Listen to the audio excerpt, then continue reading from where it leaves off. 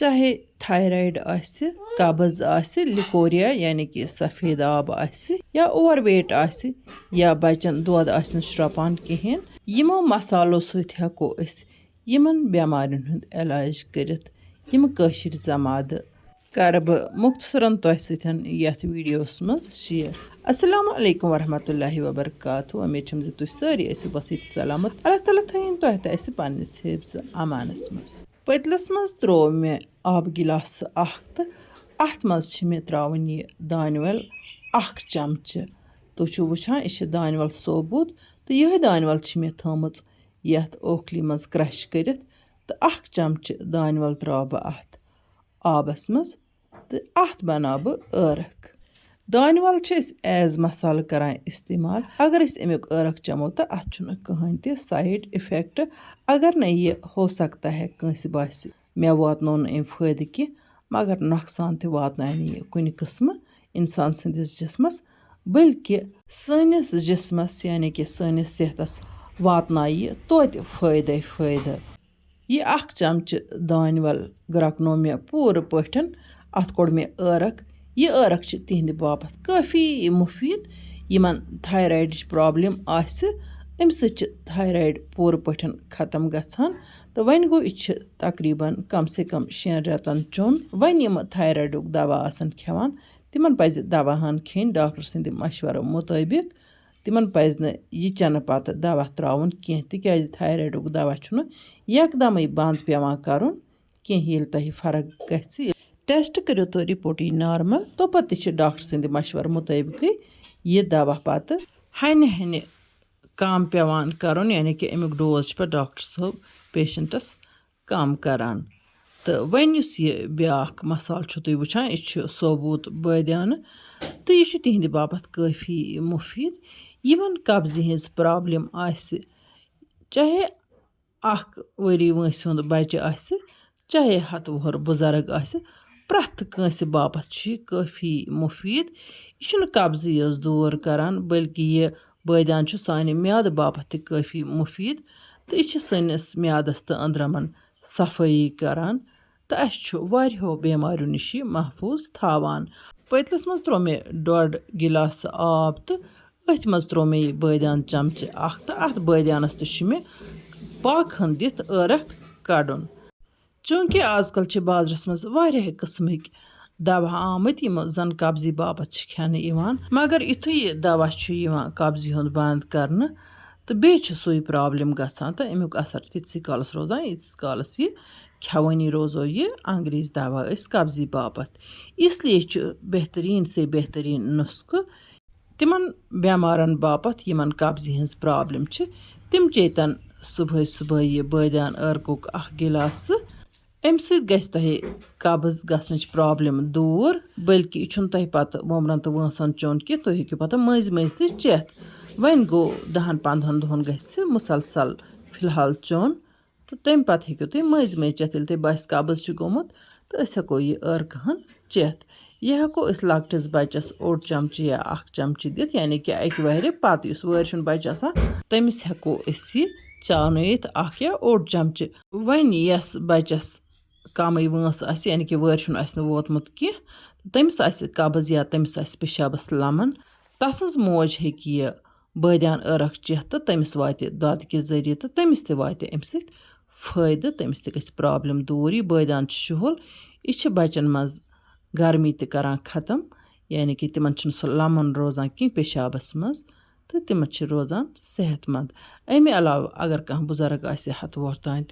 तमिस बापत यह ٲरक हन काफ़ी दवा अम बदियानुक। वन वुच तुम यह त्रेयम नुस्ख क्या मे त्रो आबस 1.5 गिलास यथ पतलस मज तो अत मज त्रो मे जीर चमच अख तो बे त्रो मे दालचीन टुकर अख। जीर तो दालचीन सानि सेहत बापत काफ़ी मुफीद वारियो रंगो तो खसूसन यह सनिस म्यादस थावान ठीक बे वजन कम करनस मज काफ़ी मदद करान। चूंकि मे अकिस वीडियोस मज तह वोनमुत पतमे लटि जुस अदरक चेयि तथ मज त्राय ल्योंब अदरक कहवस मज तमिस गछि वजन कम वार वार तो बे नेरस अंदर सोरे जिस्मुक जहरीला मवाद नेबर तो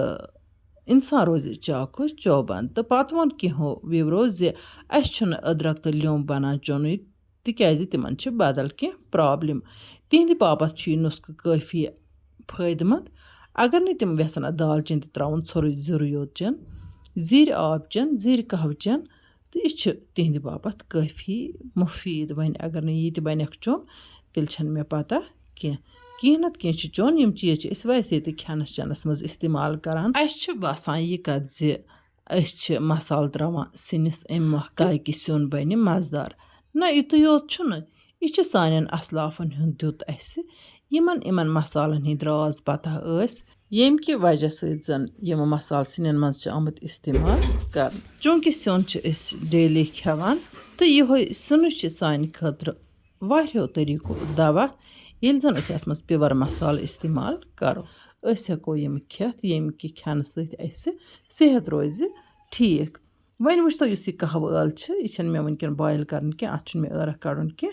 तो बह वन तह मख्तसर यह कहव यल कत लगान अक्सर लकटन बचन मज दोद वापस यानी कि तिम दोद चवान माज हुंद या बोतल दोद अगर चन तिमन म्यादस पे फटान अकन तिम चवान बेकन तिमन दोद ग्रक वापस सह जामो दोद या सह ओम दोद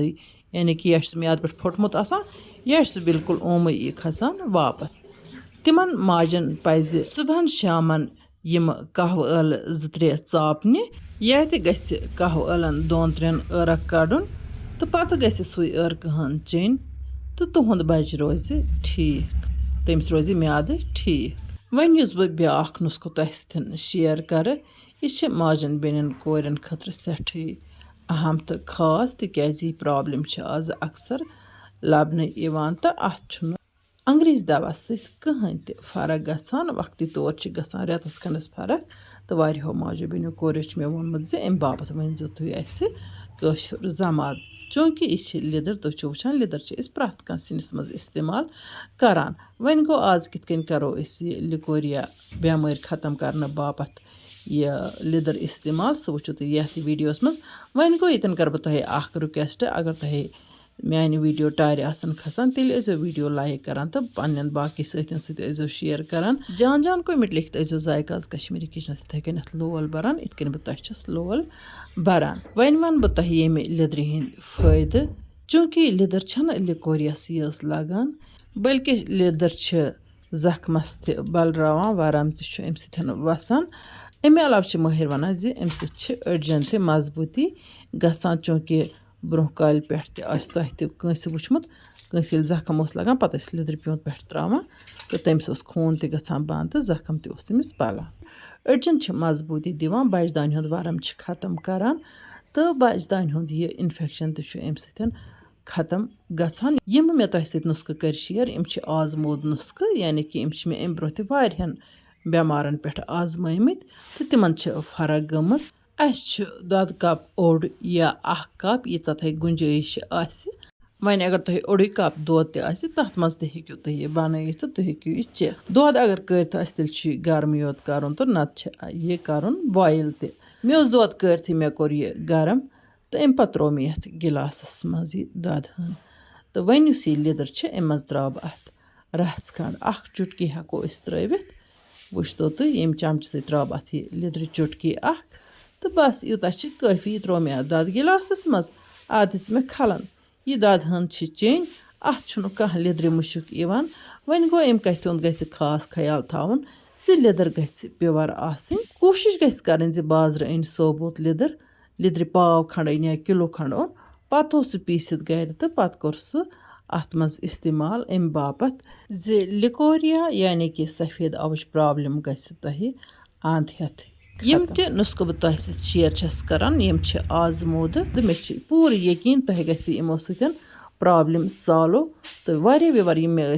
जमात मंगान तिम करतन यम वीडियो बेन सत शेयर ताकि बाकियन ते वात फायदे रच कथ रत मशवर बगरावन इंसानस बापत सदक़े जारिया रोजान तमे मौक बह करान तुहद बापत ईचा मेहनत मे वमेद तुह मान बापत दुआ करान अमे अलाव यमन वन तम यूट्यूब चैनल सब्सक्राइब कर्म तम करतन channel subscribe bell icon press करतन ऑल सिलेक्ट ताकि इन वाजन दिलचस्प तो फ़ायदेमंद वीडियोन हज नोटिफिकेशन तह तम बर वक्त इंशाअल्लाह रहमान यमो नईस वीडियोस मज तुहद बाबत बे कह नव डलित तोताम तुह अल्लाह ताला हवाल